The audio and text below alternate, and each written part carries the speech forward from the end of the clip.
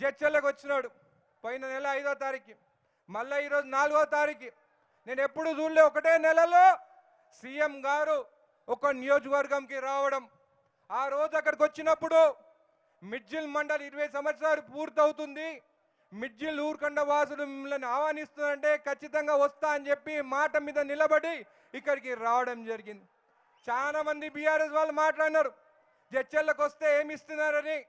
నేను ఒకటే అడుగుతున్నా, 10 సంవత్సరాల్లో 2013 నుండి 2023 వరకు, 2014 నుంచి 23 వరకు మీ నాయకుడు ఉండే కదా, 2 సార్లు జడ్చర్లకు వస్తే పీకి ఏమి ఇచ్చినాడయా? పోయినసారి సీఎం రేవంత్ రెడ్డి గారి ఇక్కడికి వచ్చినప్పుడు పోయిన నెలల ఉదండపూర్ వాసులకి 631 కోటి రూపాయలు వాళ్ళ అకౌంట్లో వేసిన తర్వాత వచ్చినాడు. అదే కాకుండా ఈరోజు ఊరుకొండకు వచ్చినప్పుడు ఊరుకొండపేటలో ఆంజనేయ స్వామి గుడికి వచ్చి గుడికి 10 కోట్ల రూపాయల నిధులు ఇవ్వడం జరిగింది. అంటే ఉట్టిగా రాలే, వచ్చినప్పుడల్లా నిధులతోనే జడ్చర్లకి వచ్చినాడు. అదే కాకుండా ఊరుకొండ మండల్కి ఇంటిగ్రేటెడ్ మండల్ ఆఫీస్ అని చెప్పి 12,80,00,000 రూపాయలతోని, అదేవిధంగా జగ్బోయిన్పల్లి టు వెల్జాడ్కి 1,20,00,000 రూపాయలతోని రోడ్డు ఎక్కడ మంజూరైందని చెప్పి కూడా మీకు తెలియజేస్తున్నాను. అక్కడి నుంచి ఇక్కడికి వచ్చినప్పుడు మీ నాయకుడు, అభిమాన నాయకుడు ద్యాబా గోపాల్ రెడ్డి గారి విగ్రహావిష్కరణ, అదేవిధంగా బాబాసాహెబ్ అంబేద్కర్ గారి విగ్రహావిష్కరణ చేసుకొని ఇక్కడికి రావడం జరిగింది. మళ్ళీ మిడ్జిల్కి ఏమి ఇచ్చినారంటే, మిడ్జిల్లో మహిళలకు సమైక్య బిల్డింగ్ 65 లక్షలు, అంబేద్కర్ కళాభవనం 1,90,00,000, అదేవిధంగా మహిళలకు పెట్రోల్ బంక్ పెట్టుకునే దానికి 1 కోటి రూపాయలు శాంక్షన్ చేయడం జరిగింది. ఇదే కాకుండా check dams, Vadiyala check dam 5,91,00,000, Vaspula check dam 8,50,00,000, Bairampalli check dam 8,75,00,000. అదేవిధంగా ఇదే కాకుండా బ్రిడ్జులు, వానవడి దుండిబి వాగులో నీళ్ళు వస్తే చాలా మంది చనిపోతున్నారని చెప్పి బ్రిడ్జులు ఇవ్వాలని చెప్పి సీఎం రేవంత్ రెడ్డి గారు ఎక్వాయిపల్లి టు లింగం దానా 3 కోట్లతోని బ్రిడ్జ్ మంజూరు చేసినారు. అదేవిధంగా లింగంపేట టు నల్లకుండ తాండా 4.5 కోట్లు, నెక్కొండ టు బైరంపల్లి 4.5 కోట్లు, వల్లభరావుపల్లి టు వేముల బ్రిడ్జు 10,20,00,000. ఇదే కాకుండా ప్రతి గ్రామానికి ఏదో ఒకటి చేయాలి మిడ్జిల్ ఊరుకొండ మండలికి అని చెప్పి స్పెషల్ డెవలప్మెంట్ ఫండ్ కిందికి 20 కోట్ల రూపాయలు, ప్రతి గ్రామానికి 50 లక్షల రూపాయలతోని నిధులు ఇవ్వడం జరిగింది. మళ్ళీ ఇదే కాదు, జడ్చర్ల నియోజకవర్గం మీరు చూస్తే రేషన్ కార్డులు 11,000 రేషన్ కార్డులు, కొత్త రేషన్ కార్డు 10 ఏళ్ళలో ఏమైనా ఇచ్చినారే ఒక రేషన్ కార్డు. అదే కాకుండా గృహజ్యోతి 26,000 గృహాలకి ఉచిత విద్యుత్ ఇస్తున్నాం జడ్చర్ల నియోజకవర్గం అని చెప్పి కూడా మీకు తెలియజేస్తున్నాం. ఇంద్రమ్మ ఇల్లు 3,500 అప్పుడు ఇచ్చినాం, ఇప్పుడు మళ్ళా 2,000 ఇండ్లు శాంక్షన్ అయినాయి. ఇదే కాకుండా రుణమాఫీలో ఎన్ని కోట్లు వచ్చినాయి తెలుసా? జడ్చర్ల నియోజకవర్గంకి 255 కోట్ల రూపాయలు ఉట్టి కేవలం జడ్చర్ల నియోజకవర్గంకి వచ్చింది. ఎంతమందికి తెలుసా? 31,000 మందికి రుణమాఫీ జరిగింది. వాళ్ళు ఏమో ఏం జరగలేదంటారు. మరి 255 కోట్లు ఎక్కడ పోయినాయి? మీలాగా ఆ బీఆర్ఎస్ వాళ్ళ దొంగ అకౌంట్లు చేసుకొని పైసలు వేసుకోలేదు, అకౌంట్లోనే వేస్తామని చెప్పి కూడా మీకు తెలియజేస్తున్నాం. ఇదే కాకుండా ఆ 10 ఏళ్ళలో ఏం చేస్తారా మీరు? ఆర్ఎన్బి రోడ్స్ ఎంత ఇచ్చినారా మీరు? 122 కోట్లు 10 ఏళ్ళల్లో.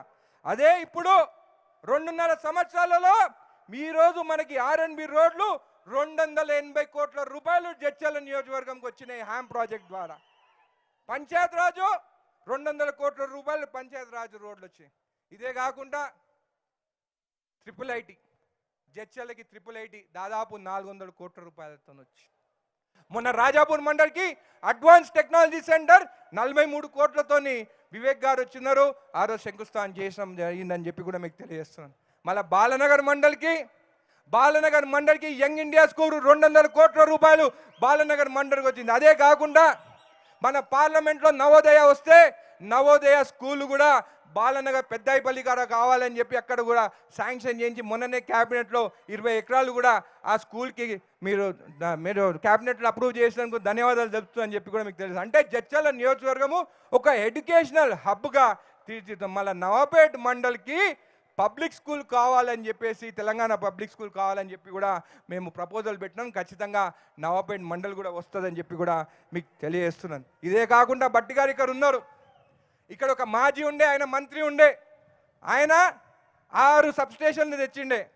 కానీ మన ప్రభుత్వం వచ్చిన తర్వాత మనకు వచ్చిన సబ్స్టేషన్లు 22 సబ్స్టేషన్లు జడ్చర్ల నియోజకవర్గం.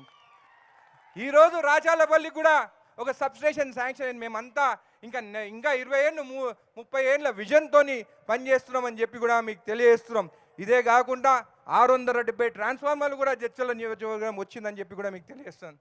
ఇదే కాకుండా జడ్చర్లకి బైపాస్ కావాలని చెప్పి కూడా డిపిఆర్ జితేందర్ రెడ్డి గారు కూడా ఇన్ఫర్మేషన్ ఇచ్చినారు. సెంట్రల్ నుంచి మనకి బైపాస్ కూడా వస్తుంది, ఆల్రెడీ టెండర్స్కి వెళ్ళిందని చెప్పి కూడా మీకు తెలియజేస్తుంది. ఇన్ని వచ్చిన తర్వాత వాళ్ళు ఏమంటారు, వచ్చేది మేమే అంటారు. దేనికా మీరు వచ్చేది? ఫోన్ ట్యాపింగ్ చేసేదానికా? మా ఫోన్లు వినేదానికా? మహిళలు ఇక్కడ ఉన్నారు, ఒకటే అడుగుతానమ్మా. మా అమ్మకి 70 ఏళ్ళు, మా అమ్మ ఫోన్లు రికార్డ్ చేసినారు. నా భార్యకు అసలు రాజకీయంగా సంబంధమే లేదు, ఆమె ఫోన్ కూడా రికార్డ్ చేస్తారు. చెప్పండి అమ్మా, మీ కొడుకుతో మాట్లాడేటప్పుడు వేరే వింటే మీకు ఎట్లా అనిపిస్తుంది? మీ భర్తతో మీరు మాట్లాడితే మీకు ఎలా అనిపిస్తుంది? నా భార్య అడిగింది నన్ను, నువ్వు రాజకీయాలు పోయిన దానికైనా నా ఫోన్లు రికార్డ్ అయినాయా అని అడిగింది. ఏమి సమాధానం చెప్పాలి చెప్పండి మహిళలని చెప్పి నేను అడుగుతున్నాను. అదే మన ప్రభుత్వంలో స్వేచ్ఛ ఉన్నది, కబ్జాలు లేవు.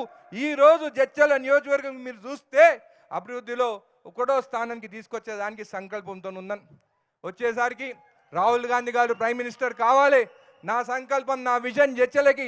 నేను ఒక సాఫ్ట్వేర్ ఇంజనీర్ని, నా దోస్తులతో మాట్లాడుతున్నాను. జడ్చర్ల డేటా సెంటర్లు తీసుకురావాలి, రాహుల్ గాంధీ గారు ప్రైమ్ మినిస్టర్ కావాలి. జడ్చర్లకి ఒక విజన్ తోని మెట్రో కూడా తీసుకొస్తాను 10 ఏళ్ళని అని చెప్పి కూడా మీకు తెలియజేస్తూ మరొకసారి సీఎం రేవంత్ రెడ్డి గారికి ఇక విచ్చేసినందుకు ప్రత్యేకంగా ధన్యవాదాలు తెలుపుతున్నాను. Thank you sir. Honourable MP Mallu Ravi గారు శుభాకాంక్షలు పలికేందుకు రిక్వెస్ట్ చేస్తున్నాను. ఆనరబుల్ ఎంపీ గారు.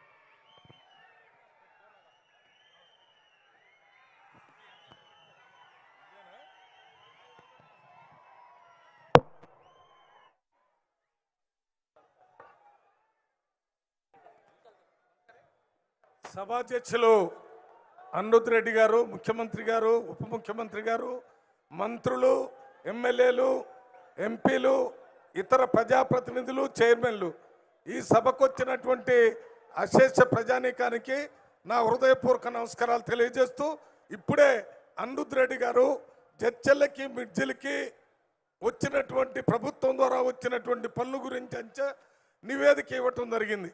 నేను ఒక్క విషయం మాత్రం చెప్పి ముగిస్తాను. వర్షం వచ్చేటట్టుంది. రేవంత్ రెడ్డి గారు కృతజ్ఞత ఏ రకంగా ఉంటుందో ఇవాళ వారిని చూసి నేర్చుకోవాలి.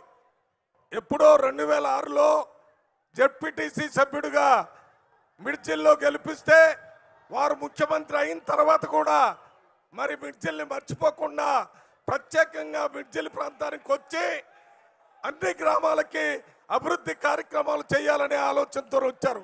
ఒక్క మాట చెప్తున్నాను, రేవంత్ రెడ్డి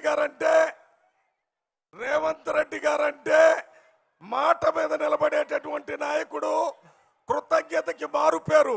మీరొక్క మాట చెప్తున్నాను, ఇవాళ రాష్ట్రంలో కాంగ్రెస్ పార్టీని ఏ రకంగా పోరాటం చేసి కాంగ్రెస్ ప్రభుత్వాన్ని తీసుకొచ్చాడో, రేపు భవిష్యత్తులో భారతదేశంలో ప్రధానమంత్రిని రాహుల్ గాంధీని చేసేటటువంటి శక్తి